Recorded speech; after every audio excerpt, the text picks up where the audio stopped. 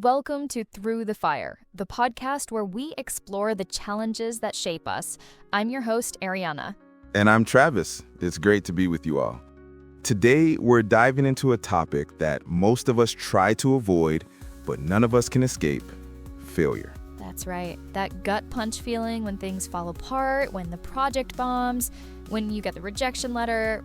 Failure hurts. There's no way around it. It really does.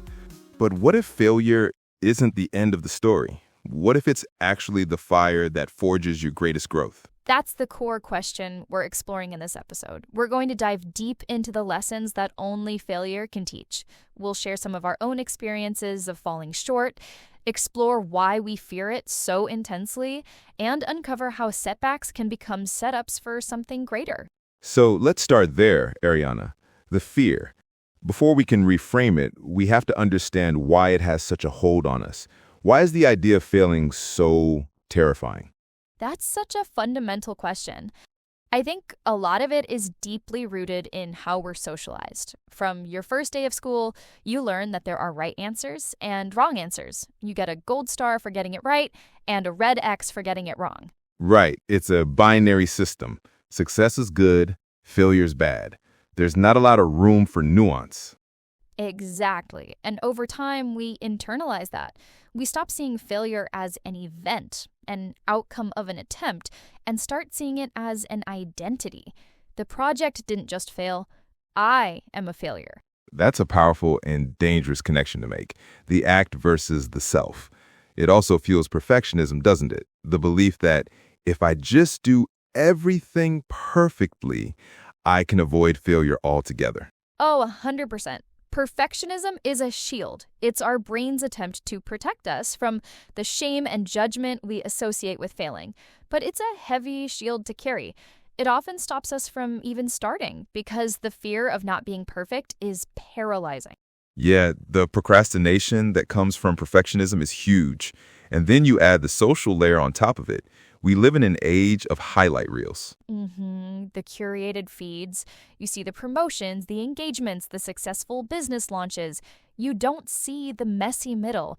You don't see the countless failed attempts that paved the way for that one success. So we develop this warped reception of reality where it seems like everyone else is succeeding effortlessly, which makes our own struggles feel even more isolating and shameful. It's so true. And there's even a deeper, more primal reason for this fear, isn't there? Yeah, there absolutely is. Our brains are ancient hardware running modern software. For our ancestors, social acceptance wasn't just nice, it was necessary for survival. Being cast out from the tribe for failing to hunt, failing to contribute, was a literal death sentence. Wow. So when we fail publicly today, our brain's alarm system, the amygdala, doesn't know the difference. It just registers social rejection, which it interprets as a grave threat. Exactly. It triggers a genuine fear response. That's why the judgment of others, or even the imagined judgment of others, feels so potent. We're biologically wired to avoid it. So it's no wonder we're afraid to fail. Understanding that really helps put it in perspective. It's not a character flaw, it's a survival mechanism that's just a bit outdated. Maybe this is a good time to make it more concrete. Let's talk about our own experiences with this. I'm happy to go first, if you're okay with that. Please lead the way. A few years ago, I launched my first real entrepreneurial venture. It was a subscription box service focused on artisan, sustainable home goods. I poured every ounce of energy, passion, and frankly, all of my savings into it. I remember you working on that. You were so passionate. I truly believed in it. I spent months sourcing products, building the website, designing the packaging. I launched with so much hope and excitement. And for the first few months, it was okay. I had some subscribers, mostly friends and family. Right, the initial support. But I couldn't get it to grow beyond that. The cost of acquiring new customers was sky high. I was packing boxes in my living room until 2 a.m, dealing with shipping issues, suppliers, and all the while I was watching my bank account just drain away. That sounds incredibly stressful. It was. The day I had to finally admit to myself that it wasn't working, that was one of the lowest points in my life.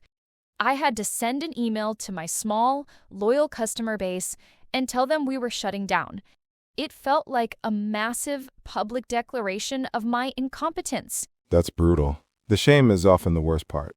It really was. For months, I saw it as definitive proof that I just didn't have what it takes. I felt like a fraud. It took me a long, long time to see it any other way. That feeling of being a fraud is so potent. Thank you for sharing that. It's so relatable. My story is a bit different, less of a single crash and burn and more of a slow, grinding failure to be true to myself. Tell me about it. Well, I did everything right. I went to college, got a degree in chemical engineering, and landed a job at a prestigious firm. On paper, I was a success story. My family was proud.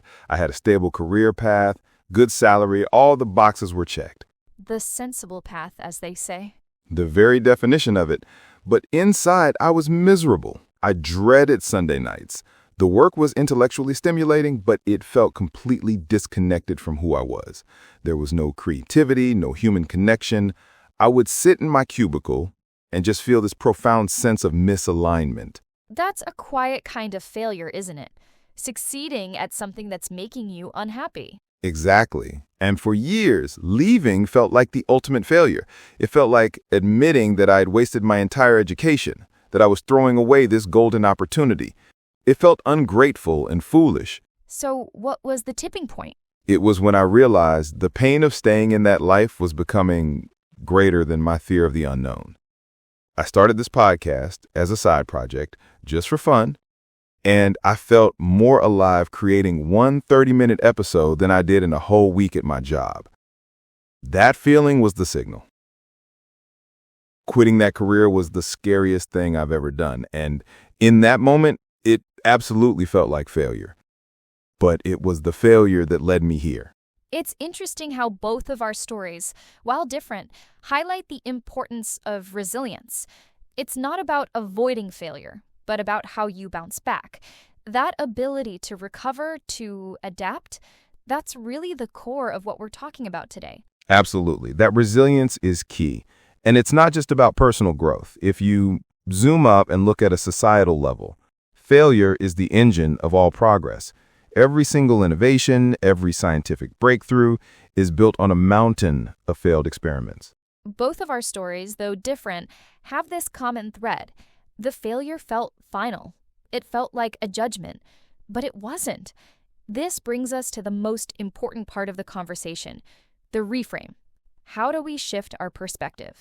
This is the game changer. It's moving from seeing failure as a verdict to seeing it as data. That's it. It's just feedback, an experiment that yielded an unexpected result. I love that. It depersonalizes it immediately.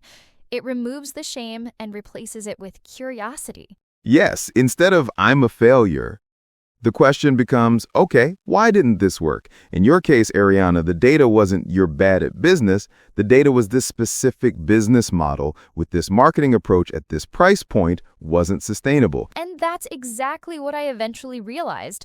When I could finally look at it objectively, I saw the lessons. I learned a ton about cash flow, about digital marketing, about the importance of market research. Those lessons, that data, are things I use every single day now. The tuition for that education was the failed business. What an incredible way to put it. The tuition for the education. So, for listeners who are in that painful place right now, what's a practical way to start mining that data? A method that really helped me was journaling, but in a very structured way. I'd ask myself 3 questions. 1, what was my intention? 2, what was the result? And 3, what does the gap between the two teach me? And if you remember in our last episode about burnout, I mentioned how to reduce the effects of burnout and live a less stressful life. This ties directly into that also. That's great because it separates intention from outcome. You can have the best intentions and still have things go wrong. Exactly. It helps you see that you weren't foolish for trying. Another powerful tool is creating what some people call a failure resume. We all have a regular resume listing our successes. A failure resume lists the projects that didn't work out, the jobs you didn't get, the goals you missed, and next to each one, you write down what you learned from it. Wow, that's a vulnerable but powerful exercise. It normalizes failure as part of the journey, not a deviation from it. Right. But analyzing the data is only half the battle. Once you have the lessons, you're still left with the emotional fallout. And this is where the second critical piece comes in, how you treat yourself in the aftermath. Yes, let's talk about self-compassion, because our default setting is usually self-criticism. It's everything. That inner critic is so loud after a failure. It loves to say, I told you so, you're not smart enough, you should have known better. Beating yourself up doesn't motivate you, it just paralyzes you in shame.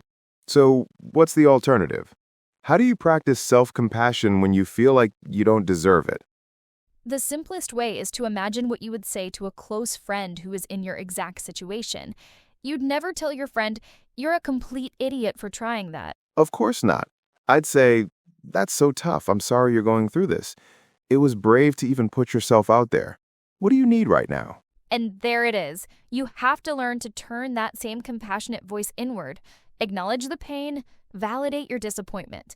It's okay to feel sad or angry or frustrated. Give yourself permission to feel those things without judgment. That grace is what gives you the emotional fuel to get back up, which brings us to the final step, action. Turning disappointment into a new direction. Yes, you can't stay in analysis and self-care forever. At some point, you have to move forward, but it doesn't have to be a giant leap. In fact, it probably shouldn't be. When my engineering career felt like a failure, the idea of figuring out my entire new life was overwhelming. The first step I took was just buying a microphone. And that's it. Then the next step was watching a YouTube video on how to use it. Breaking it down into ridiculously small steps. I love that. After my business closed, my first step was just updating my LinkedIn profile. It felt small, but it was a forward motion. It was a declaration that I was still in the game. That's all it takes. One small step builds momentum. It's about proving to yourself through action that the failure was a chapter, not the entire book. You're taking the data you learned and applying it to a new experiment. That's the beautiful transformation, isn't it? The fire that you thought was destroying you is actually just refining you. It's burning away what isn't working to make space for what will. Of course, I had to throw a fire pun in there, didn't I? So, as we wrap up, let's summarize the key takeaways for our listeners. First, understand that the fear of failure is normal and deeply wired into us. It doesn't make you weak. Second, when failure happens, work to reframe it. It's not a verdict on your worth, it's data. Get curious about what it can teach you. Third, treat yourself with radical self-compassion. Speak to yourself the way you would a dear friend. This is non-negotiable for bouncing back stronger. And finally, turn that disappointment into direction by taking one tiny next step. Let that small action build the momentum you need to move forward. Because the moments that feel like the end are often just the beginning of a powerful transformation. The fire doesn't destroy, it refines. Thank you all so much for joining us on Through the Fire. We hope this conversation has been helpful. We'd love to hear your stories of failure and growth. Find us on social media and share them with us. And if you found this episode valuable, please subscribe and leave a review. It truly helps us reach more people. Until next time, be brave enough to fail and be kind enough to grow from it.